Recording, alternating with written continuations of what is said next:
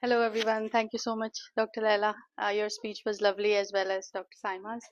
I think most of the people know me here and what I do and what I talk about. So it's just going to be a similar kind of,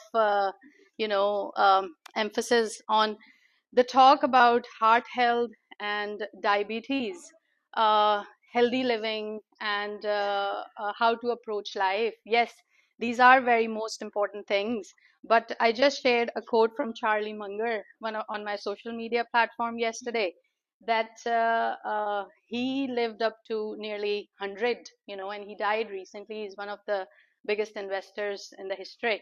And when he was asked, what's the key to your longer life? And he said that I tend to live happy and I do eat junks. I have diet cokes. I'm not, negating the fact what they were talking, but the emotions I carry is, I think, the most important thing. And I stay away from toxicities of like in people or whatever. So emotions is that aspect of our lives which we tend to overlook very, very easily, and we tend to focus on other things. So my talk would be on emotions and the importance of it. Um, so I developed, I've written a book, The Frequency Code, and it's related to that as well, emotional frequency code and how to unlock it. So it says thoughts and beliefs shape our feelings. And to understand the science behind emotions, I'm going to talk about a little bit about quantum physics. So you can change the slide. So, this is a kind of emotion chart I want to show you before I move on. Few of the people must know this chart, but the ones who don't know, there's a contracted emotion down here, and there are expanded emotions up the top. And there are some frequencies attached to each of the emotions. Okay. So the lowest most emotion with a frequency of just 20 is shame. Then when you go up, it's guilt, apathy, grief, fear, desire, anger, pride. Now, frequencies below 200, they're all contracted energies, which takes energy out of you. Okay. And the most astonishing, I would say, 85 or maybe higher percent of the population tends to live in these frequencies. The frequencies above 200, like courage, neutrality, willingness, acceptance, and reason, they are the mid frequencies. But the expanded frequencies are love, joy, peace, and enlightenment. So, this is the frequency of like very enlightened people, like saints and, messengers or whatever. Uh, Having said that, it's not that it's not achievable. It's still achievable, and there's a way to do it. Okay, you can change the. So, introduction into the quantum physics. What is quantum physics? Quantum physics is basically uh, the frequencies I'm talking about is coming from that quantum physics. At an energetic level, we are all just energy. At an energetic level, we are all just frequencies. Okay. So the emotions we carry and the energy we carry, we just tend to, so the energy we carry, we tend to transmit amongst each other. Like, for example, if somebody is in the bad mood or somebody is in the good mood, before even they say anything, you tend to recognize that the energy in the room is not that great. So that is kind of frequencies we carry around us. And it says that we and everything around us are pure quantum energy in the quantum field, and potential realities exist simultaneously in this field. If I explain you in this way that, this chair, this table, and they are looking different at the minute, but if you go into the basis of it, everything is made up of atoms. Okay. And every atom is 99.999% made up of energy, empty field. Okay. So at an energetic level, we are the same, and we are carrying some frequencies within us. Okay. So this is the introduction. I will explain it to you a bit more in the uh, more slides. So Einstein called the quantum entanglement the spooky action at a distance. And the quantum physics shows we are all connected energetically, as I've already told you. And I'll tell you why it's spooky action at a distance. So atoms are always vibrating.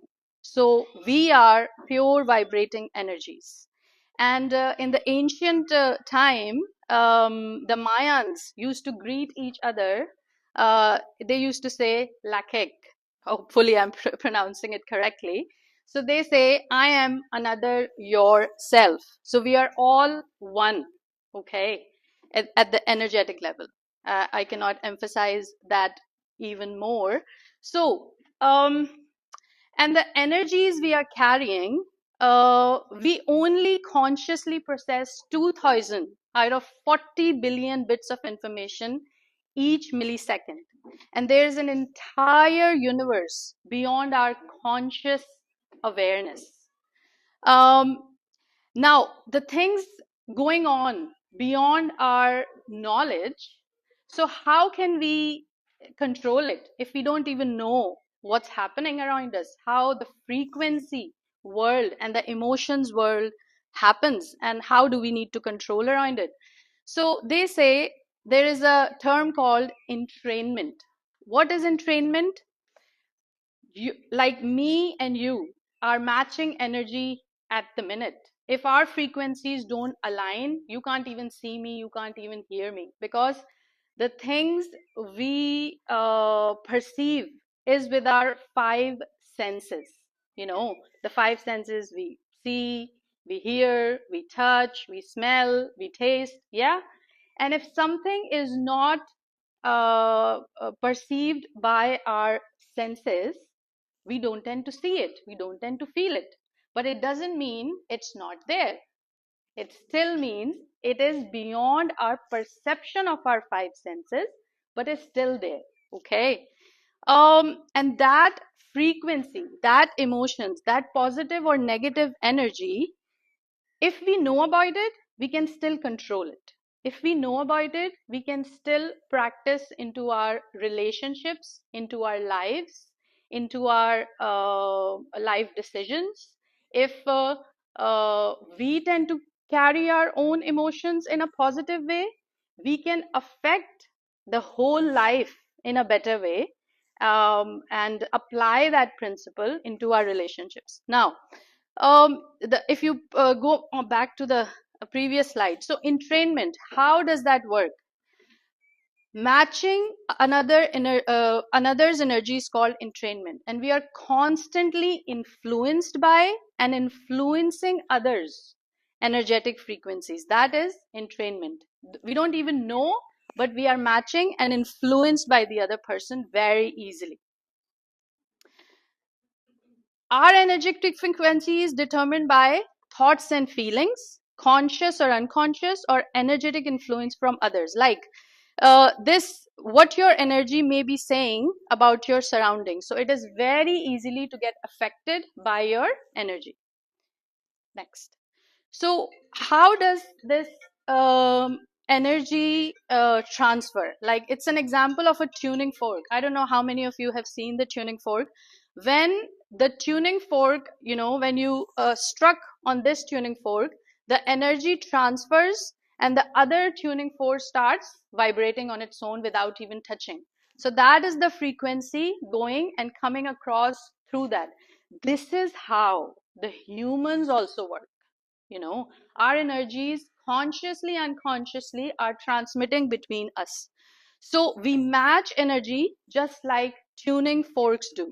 And research shows energetic influence, like the Heart Math Institute and the David Hawkins book, where the energies are influenced from. So recognizing entrainment, energies around us influence our mood, good or bad. We unconsciously match each other's frequency, especially if we are empaths. I don't know if you know about empaths. Empaths are the people, we call it like, I'm a very sensitive person, you know. So no matter um, how much you try and avoid the situation, you tend to feel the other person's pain. You tend to feel the other person's situation, and you cannot come out of it. So empaths are really affected by other people's energies and frequencies. What you need to do, if you are an empath, or if you are easily affected by others and people's energies, negative energies, are affecting you in one way or the other, how you're going to save yourself. So there's a term called holding your own frequency. I would like to give you an example that, you know, when you go into the nature, in the woods, ocean, mountains, how do you tend to feel? Yes. And what is happening on an energetic level there? The yes, universe and nature holds a natural high frequency, and it doesn't change. It is not going to absorb your negative energy, but it is just going to give you its own positive energy. So you are filling up yourself again with the nature's energy and coming back afresh. Oh wow, what an ocean, what a mountain, what a forest walk, because you have absorbed all the positive energies from the nature. The key is, can you hold your energy like nature? Are you able to hold up your energy even if your surroundings are negative, and not absorbing their energy, but keep your energies there? Are you capable of doing that? 100%. The first and the foremost thing is, you need to have the awareness that you can hold your frequency, and you are going to see that emotional chart which I showed you first, which frequency I'm living at, what frequency I'm tend to, you know, if you're yourself living in low frequencies, do you want to hold that frequency? It's not going to serve you. You need to bring the energy up and then hold it, and don't get other people negative energy ruined.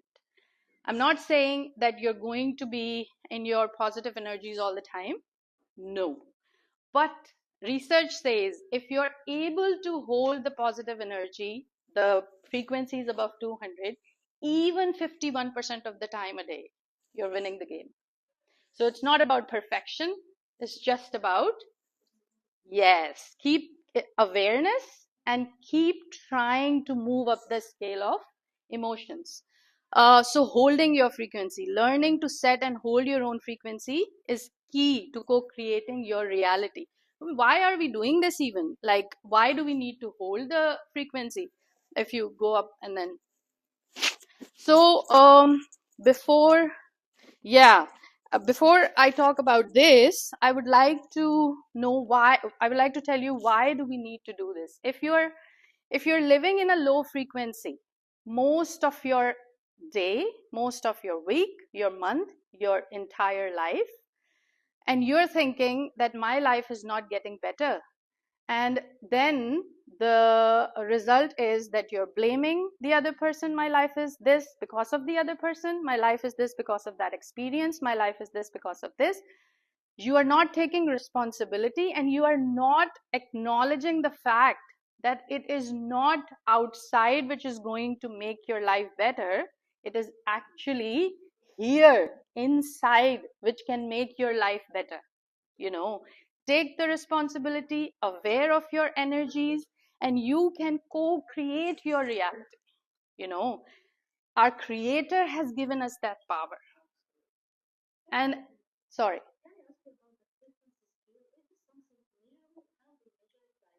Yes, that is a very good question. That is a very good question. And it tells me that how into it you are.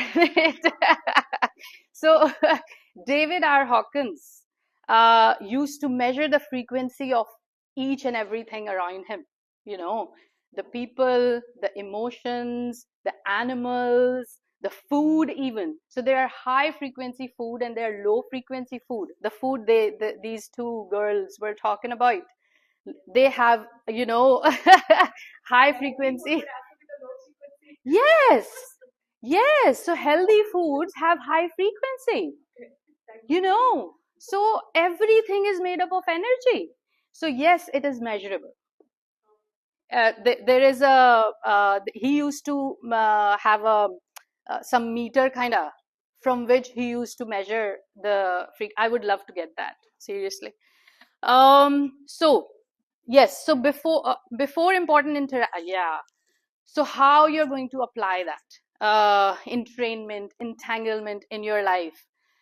If you're trying to go in an interview or in a meeting or trying to talk to your loved one who's cross on you or whatever, start from what emotions or what frequency you're going to carry before even starting the discussion or starting, taking the decisions. You can hold your frequency that yes, I can do that, and I'm at this emotional level, and I'm going to crack it. So align your frequency with your desired experience to influence outcomes. It's doable, and I've tried it. um eh, like this say love relationships, but I just say all the relationships. There's a term called entanglement. So entanglement is when two people are close together for a long time, they tend to become entangled. Science shows that changes in one partner's frequency are mirrored by the other. You can go on, and the next slide. That University of Washington study, energetic links between couples or partners show synchronized heartbeat and breathing patterns. Atoms and their movement, vibration, intensity, they all match when you tend to be with someone, anyone, for a longer time. That you spend to, the frequencies match together very tightly between the two people. It can be anybody, daughter, son. Yeah, go ahead. And so your energetic power in the relationship, recognize your power to influence other people's energy, shift the mood or environment by holding your desired energy. An experiment done on pupils. There were experiment done on pupils as well. Yeah, go ahead. Yeah, I think one of my the coaching students know the Jedi mind trick. I've already taught them in one of my sessions, that set your frequency before interactions and aim for peaceful or romantic or cherishing energy in your relationships. You can do that. Now, I don't know if I have the time to go into the present moment at the minute. I think 10 minutes, 15 minutes have already passed. So that will take another 10-15 minutes, and I don't want to stretch it at this time, but this is a very good talk. We can maybe do it at a later time. But I hope you found this frequency introduction and how to hold the energies and the introduction. If you want to know more about it, you can buy my book on Amazon. I can share the link to Ameera, and then she can send you that. And you have questions, so I'm there. You can follow on my social media pages as well. But thank you so much.